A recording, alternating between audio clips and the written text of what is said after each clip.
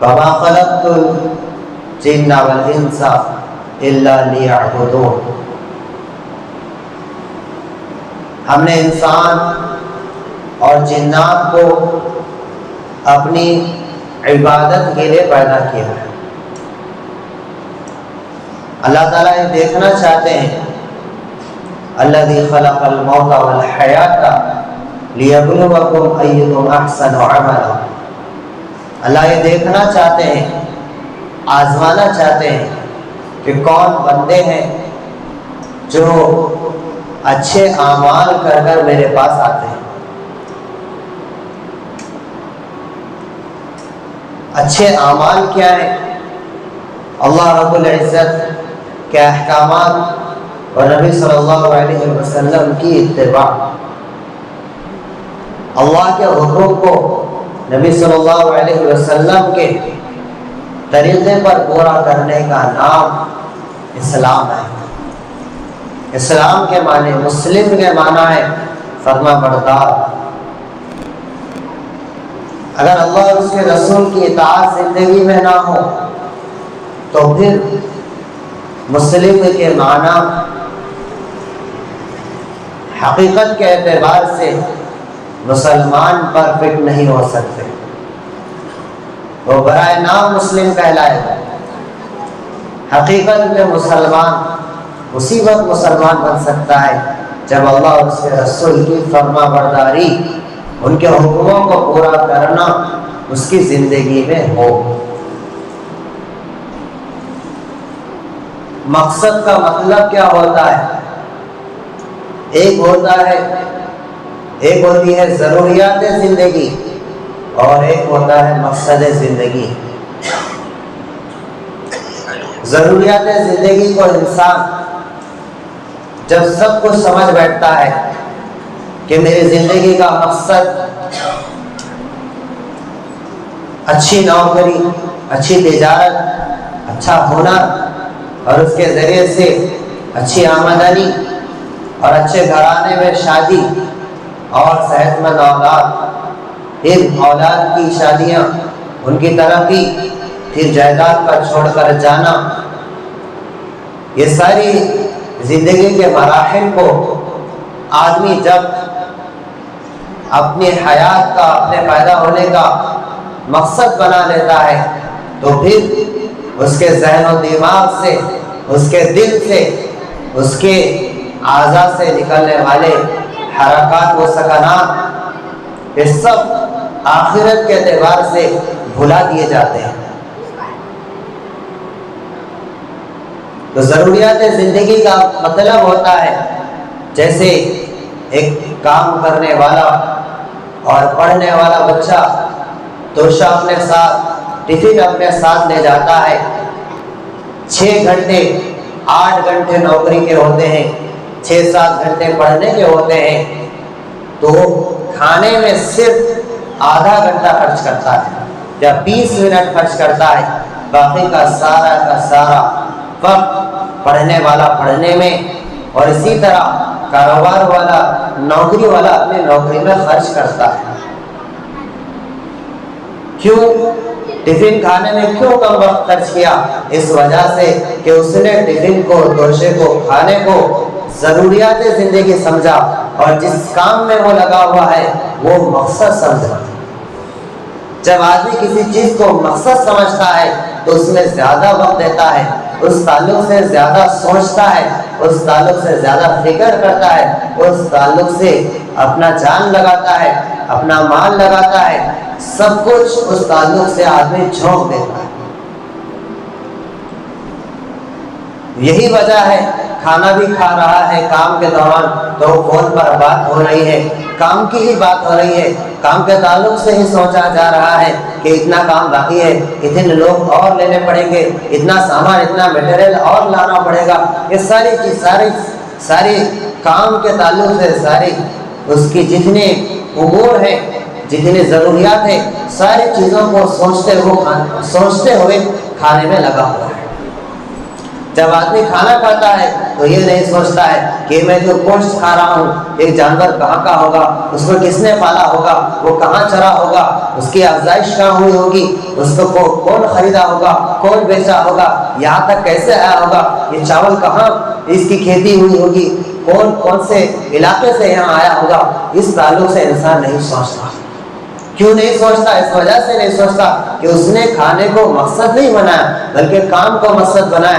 جو کام، جو نوکری میں لگا ہوا ہے، جو تجارت، جو ہنر، جو فن میں لگا ہوا ہے، جس مزدوری میں لگا ہوا ہے، اسی کے تعلق سے آدمی کھانا کھاتے وقت سوچتا ہے۔ اگر ایک مسلمان 24 گھنٹے کے اکثر اوقات دنیا کے تعلق سے سوچ رہا ہے، کاروبار کے تعلق سے، شادی بیاہ کے تعلق سے، اپنے مال کو بڑھانے کے تعلق سے، گھر بنانے کے تعلق سے، سارے اوقات اسی میں گزار رہا ہے، تو پھر یہ سمجھا جائے گا کہ اس نے اپنے پیدا ہونے کا مقصد دنیا کو سمجھ بیٹھا ہے، جبکہ اس کے پیدا ہونے کا مقصد آخرت ہے۔ دنیا ہمارے لیے بنائی گئی اور ہمیں آخرت کے لیے بنائی گئی، ہمیں آخرت کی تیاری کے لیے یہاں بھیجا گیا ہے۔ اگر کوئی مسلمان، اگر کوئی بچہ 9 بجے سے لے کر 4-5 بجے تک ٹفن کھانے میں لگ جائے تو بھلا اس کو کوئی اچھا اسٹوڈنٹ، اچھا طالب علم، اچھا بچہ سمجھیں گے؟ نہیں سمجھیں گے۔ ایسے ہی اگر مسلمان زیادہ وقت 24 گھنٹے پوری دنیا کو جمانے میں، دنیا کو کمانے میں، دنیا کے کاموں میں، گھر والوں کے کاموں میں، اسی طرح دنیا کے مشغلے میں گزار دے تو اس کی مثال، اس مسلمان کی مثال اس بچے، اس نادان بچے کی طرح ہے جو 9 بجے سے 4 بجے تک کھانے میں گزارتا ہے۔ اس کے بجائے دنیا کو سادگی کے ساتھ، عافیت کے ساتھ اللہ سے مانگتے ہوئے، روزی میں برکت کو اللہ سے مانگتے ہوئے، قرض سے حفاظت کو اللہ سے مانگتے ہوئے، سود سے بچتے ہوئے، جھوٹ سے بچتے ہوئے، رشوت سے بچتے ہوئے اور تجارت کے مال کمانے کا حلال ذریعہ اپناتے ہوئے جو شخص اس میں کم وقت لگاتا ہے اور کاروبار میں ہے تو آخرت کی سوچ رہا ہے، کام میں مشغول، ہاتھ پیر کام میں مشغول ہے اور اس کا دل و دماغ کبھی قبر کو سوچ رہا ہے، کبھی حشر کو سوچ رہا ہے، کبھی منصرات کو سوچ رہا ہے، کبھی نام اعمال کو سوچ رہا ہے، کبھی جنت اور جہنم کے فیصلے کو سوچ رہا ہے، کبھی اللہ کے غضب اور قہر کو سوچ رہا ہے، کبھی آپ علیہ السلام کی تعلیمات کو پڑھ رہا ہے، کبھی سوچ رہا ہے، کبھی پڑھ رہا ہے، کبھی کام، ہاتھ پیر تو کام میں ہے، دنیا بھی مشغلے میں ہے، لیکن زبان پر ذکر جاری ہے، دماغ میں آخرت کی فکر جاری ہے۔ تب سمجھا جائے گا کہ یہ مسلمان آخرت کو اپنا مقصد بنایا ہوا ہے۔ اس کے بجائے مسجد میں ہے، نماز میں ہے، پھر بھی کاروبار کی طرف ذہن ہے، پھر بھی گھر کی طرف ذہن ہے، پھر بھی پیسوں کی طرف ذہن، اس مساوس آ رہے ہیں، اسی میں آدمی مشغول اور مگن ہے، تو پھر یہ سمجھا جائے گا کہ اس نے اپنے پیدا ہونے کا مقصد دنیا بنانا ہوا ہے۔ اور جو شخص اپنے پیدا ہونے کا مقصد دنیا بنائے گا، آخرت اس کے ہاتھ سے نکل جائے گی۔ اور جو آخرت کو مقصد بنائے گا، اللہ تعالیٰ اس کو دنیا بھی دیں گے، اس کی دنیا کو ضائع نہیں کریں گے، اس کی مقدر کی روزی اس کو مل کر رہے گی، اس کا مقدر کا آخری دانہ، ایک دانہ بھی اگر باقی ہے، جب تک اس دانے کو وہ نہیں کھائے گا وہ اس دنیا سے نہیں جا سکتا۔ 1 روپیہ بھی اگر کمانے کا اس کے مقدر کا باقی رہا، وہ روپیہ کمائے بغیر، حاصل کے بغیر، اپنی جائیداد میں شامل کے بغیر انسان کو موت نہیں آ سکتی۔ تو جو آخرت کی طرف متوجہ ہوتا ہے، آخرت کو اپنا مقصد بناتا ہے، تو پھر اللہ تعالیٰ دنیا اس کے قدموں میں ڈال دیتے ہیں، عزت اس کے قدموں میں ڈال دیتے ہیں، عہدہ اس کے قدموں میں ڈال دیتے ہیں۔ اللہ کا تو یہاں تک وعدہ ہے، انتم الاعلون ان کنتم مؤمنین، تم ہی زمین کے بادشاہ رہو گے، خلیفہ رہو گے، بشرط ہے کہ تم سچے اور پکے مومن بنے رہو گے۔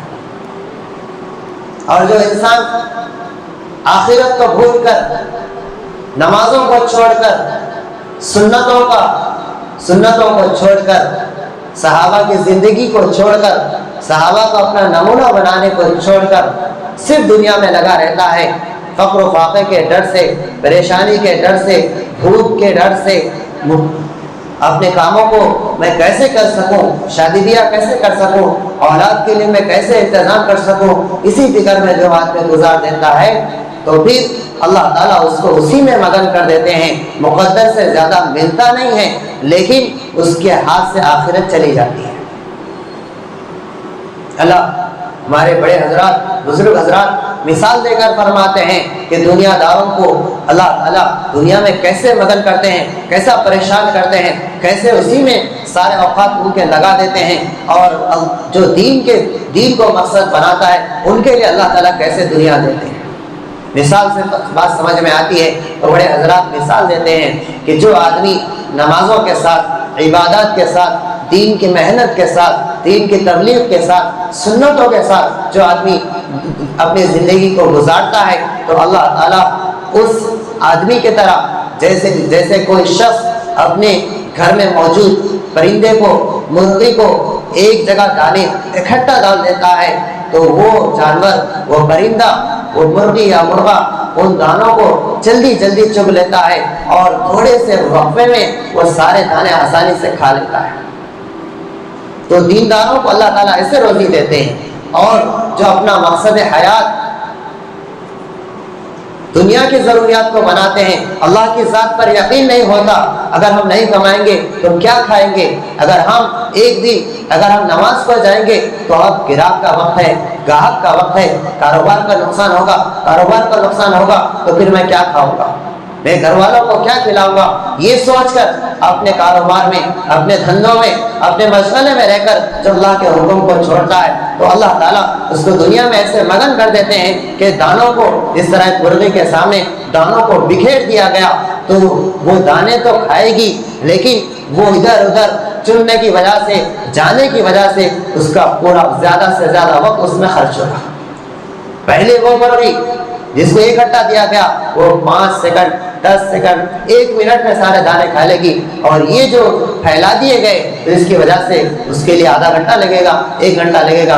ایسے ہی جو آخرت کو مقصد بناتا ہے تو اللہ تعالیٰ اس کی دنیا ایسے دیتے ہیں جیسے اس مرغی کو دی گئی جس کے دانے اکٹھا ڈالے گئے، اور جو اپنے آخرت اللہ کی ذات پر بھروسہ کیے بغیر صرف اپنی کمائی کو اپنی دنیا کی ضروریات کی تکمیل کا ذریعہ سمجھتا ہے کہ میں کمانے سے ہوتا ہے، میرے سے ہوتا ہے، میرے کاروبار سے ہوتا ہے، اس کے بغیر کچھ نہیں ہو سکتا، میں نماز نہیں پڑھ سکتا، میرا کاروبار ایسا ہے، میں روزہ نہیں رکھ سکتا، میرا کاروبار ہارڈ ہے، میرے لیے یہ مشکل ہے، میں زکوٰۃ نہیں دے سکتا کیونکہ میں زکوٰۃ دوں گا تو پھر میرے بیوی بچے بھوکے مر جائیں گے. یہ سوچ کر جو آدمی آخرت کی تیاری میں نہیں لگاتا ہے اپنے اور جان مال کو تو اللہ تعالیٰ اس کی دنیا کو بکھیر دیتے ہیں. سارا وقت 24 گھنٹے اس کی دنیا کی ضروریات کی تکمیل کے لیے 24 گھنٹے بھی بس نہیں ہوتے، اور آخرت اس کی زندگی سے، اس کے ہاتھ سے نکل کر چلی جاتی ہے. مقصد کا مطلب کیا ہوتا ہے؟ مقصد کا مطلب یہ نہیں ہوتا ہے کہ ہماری نیند بھی پوری ہو چکی ہے، صحت بھی باقی ہے، اور ہم بیدار بھی ہیں اور خوشحال بھی ہیں، ہمارے پاس پیسے بھی ہیں، سب کچھ ہے، تب اٹھ کر ہم فجر میں جا رہے ہیں. یہ مقصد حیات نہیں ہوتا. مقصد حیات کا مطلب ہوتا ہے کہ ہر مسلمان کو ہر حال میں ہر دن پورا کرنا ہوتا ہے. مقصد زندگی سے جدا نہیں ہو سکتا. ایسا ہو سکتا ہے کہ ایک کام کرنے والا کسی دن ٹفن واپس گھر لا لے، ایسا نہیں ہو سکتا ہے کہ کام کیے بغیر گھر آ جائے. بہت سارے اوقات ایسے ہوتے ہیں کام کرنے کے دوران کھانے کی فرصت نہیں ملتی تو ٹفن گھر واپس آتا ہے، بعد میں آدمی تاخیر سے کھا لیتا ہے لیکن کام کو آگے پیچھے نہیں کیا جاتا. ایسے نہیں ہو سکتا ہے کہ ہم دنیا کے کاروبار کی وجہ سے نماز چھوڑ دیں، دنیا کی مشغولیت کی وجہ سے نماز چھوڑ دیں، کیونکہ دنیا کے جتنے کاروبار ہیں، جتنی مصروفیات ہیں، جتنے مشغلے ہیں، وہ سارے کے سارے ٹفن کی طرح ہے. جس طرح ٹفن میں کم ٹائم لگنا چاہیے ایسے ہی دنیا کے مشغلوں میں کم ٹائم لگنا چاہیے. زیادہ سے زیادہ وقت ایک مسلمان کا آخرت کی تیاری میں لگنا چاہیے. کیوں؟ اگر ایک مسلمان بالغ ہونے سے لے کر 100 سال تک بھی اگر سجدے میں گزار دے، عبادت میں گزار دے، پھر بھی وہ قیامت میں اپنے عمل کو کم سمجھے گا. ایسا کیوں ہوگا؟ اس لیے کہ 100 سال کی زندگی چھوٹی ہے، آخرت کی زندگی بڑی ہے. دنیا کی مزدوری کو دنیا کے مزدور کو تھوڑی مزدوری دی جاتی ہے، آخرت کے مزدور کو بے حساب دی جاتی ہے۔ یہاں تک آیا ہے کہ ایک آدمی اپنے مقام سے نکل کر جتنی دور جا کر مرتا ہے اتنی جگہ اس کو ناپ کر جنت میں دی جاتی ہے۔ ایک رائی کے دانے کے برابر ایمان کو بچا کر لے جانے والے کو اس دنیا سے 10 گنا بڑی جنت دی جاتی ہے۔ تو ہماری مزدوری تھوڑی ہے، ہمارے لیے جو نفع ہے، جو چیز ملنے والی ہے وہ بہت بڑی ہے۔ لہٰذا ہوش کے ناخن لینے کی ضرورت ہے۔ ایک آدمی کو یہ کہا گیا، یہ آفر دیا گیا کہ ایک کمپنی ہے، 1 مہینہ کام کرنا ہے، پوری زندگی آپ کو ہر مہینہ تنخواہ گھر آتی رہے گی، تو بھلا بتائیے کیا کوئی شخص ایسا ہے اس آفر کو چھوڑے گا؟ اس 1 مہینہ مزدوری کر کے، وہ محنت کر کے، نوکری کر کے اپنی پوری زندگی کا آسائش اور آرام کا وہ ذریعہ بنائے گا یا نہیں بنائے گا؟ ہر کوئی بنائے گا، ہر کوئی یہ فکر کرے گا۔ تو اسی طرح دنیا کی ہماری جو زندگی ہے یہ صرف چند لمحے ہیں، چند صبحیں ہیں، چند شامیں ہیں۔ ہر طلوع ہونے والا سورج یہ اطلاع دیتا ہے کہ جس طرح سورج شروع ہوتا ہے انسان وجود میں آتا ہے، جیسے سورج کی تپش بڑھتی ہے تو انسان جوانی میں آتا ہے، جب سورج درمیان میں آتا ہے تو انسان کی زندگی ادھیڑ عمر جس کو کہتے ہیں 40 سال کی عمر میں انسان ہوتا ہے۔ 40 سال کے بعد اب سورج درمیان میں آنے کے بعد پھر وہ بلند نہیں ہوتا، وہ ریورس جاتا ہے، وہ ڈھلان کی طرف جاتا ہے۔ تو ایسے ہی انسان کی زندگی 40 سال کے بعد ڈھلان کی طرف جا رہی ہے، نیچے کی طرف جا رہی ہے، پستی کی طرف جا رہی ہے۔ ہم یہ نہیں کہہ سکتے کہ جو انسان بڑا ہے وہ عمر میں جو بڑا ہے حقیقت میں وہ چھوٹا ہے، جو حقیقت میں وہ چھوٹا ہے عمر میں وہ بڑا ہے۔ ظاہر پر فیصلہ کرنا، ظاہر سے دھوکہ کھانا یہ مومن کی شان نہیں ہے، کیونکہ سارے انسانوں سے پوچھیں کہ تمہاری عمر کتنی ہے، کہیں سے سوال آئے کہیں سے جواب آئے گا 40 سال، 30 سال، 35 سال، 50 سال، 60 سال، لیکن وہی سوال کو پلٹا کر الٹا کیجئے اور پوچھئے کہ آپ کی زندگی کے کتنے لمحات باقی ہیں، کتنے سال باقی ہیں، تو ہر ایک سب کی طرف سے ایک جواب آئے گا، ایک لمحے کا کوئی پتہ نہیں، 1 سیکنڈ کا کوئی پتہ نہیں۔ جب ایسی بے بھروسہ زندگی اور مختصر سی زندگی اللہ نے ہمیں دی ہے، اگر اس کو ہم غفلت میں گزار دیں گے تو پھر آخرت میں کافی افسوس کے سوا کچھ ملنے کے لیے باقی نہیں رہے گا۔ لہٰذا ہر مسلمان کو ہر دن ایسے تیار رہنا ہے آخرت کے لیے، جیسے ایک اسٹیشن پر، ایک ایئرپورٹ پر، ایک بس اڈے پر ایک انسان، ایک مسافر تیار ہوتا ہے کہ جیسے اس کی سواری آ جاتی ہے، وہاں سواری آنے کے بعد تیاری کی کوئی چیز باقی نہیں رہتی، فوراً سوار ہو جاتا ہے۔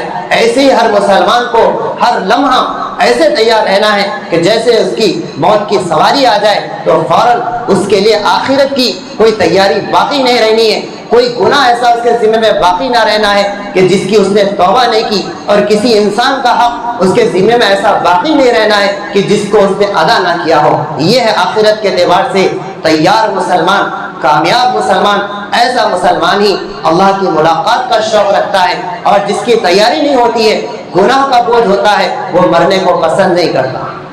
آج مرنے کو مسلمان کیوں نہیں پسند کرتے؟ یوں اسی لیے کیونکہ اللہ سے محبت نہیں ہے، موت اللہ سے ملانے کا ذریعہ ہے، یہ اس کا علم نہیں ہے، آخرت کی تیاری نہیں ہوئی ہے۔ لہٰذا اس وجہ سے جیسے ایک بچہ جس کے ایگزام کی تیاری نہیں ہوتی وہ جانے کے لیے کس و پیش ہوتا ہے، تو جس کی تیاری ہو چکی ہوتی ہے وہ یہ سوچتا ہے کہ جلد سے جلد ایگزام کے دن آ جائے، میں ایگزام دے دوں، امتحان میں میں اپنی تیاری کو پیش کر سکوں۔ لہٰذا ضرورت اس بات کی ہے کہ ہم مقصد حیات اپنی آخرت کو بنائیں، دنیا کو نہ بنائیں۔ بھلا بتائیے ہفتے میں ایک مرتبہ جانے والا اسٹوڈنٹ کیا ایگزام میں پاس ہو سکتا ہے؟ ایسے ہی صرف جمعہ پڑھنے والا مسلمان ہرگز کامیاب نہیں ہو سکتا۔ کیسے کامیاب ہو سکتا ہے جبکہ اللہ کے نبی صلی اللہ علیہ وسلم نے فرمایا جو مسلمان ایک وقت کی نماز جان بوجھ کر چھوڑتا ہے اس کے بارے میں آپ علیہ السلام نے فرمایا 2,88,00,000 سال وہ جہنم میں جلے گا۔ تو بھلا بتائیے صرف جمعہ پڑھنے سے ہفتے میں کتنی نمازیں چھوٹتی ہیں، تو پھر ہم کیسے کامیاب ہوں گے؟ ہوش کے ناخن لینے کی ضرورت ہے۔ نمازوں کے سلسلے میں کوتاہی کرنا اپنے ایمان کو ضائع کرنا ہے، آخرت کو برباد کرنا ہے، دنیا سے محروم ہونا ہے۔ جتنی ہمارے سلسلے ہیں، ہر جگہ ناکامی کی صورت انسان دیکھے گا جو نماز میں کوتاہی کرے. اللہ رب العزت سے دعا ہے اللہ تعالیٰ ہم سب کو نمازوں کی اہمیت ہمارے دلوں میں پیدا فرمائے اور آخرت کی تیاری کی توفیق.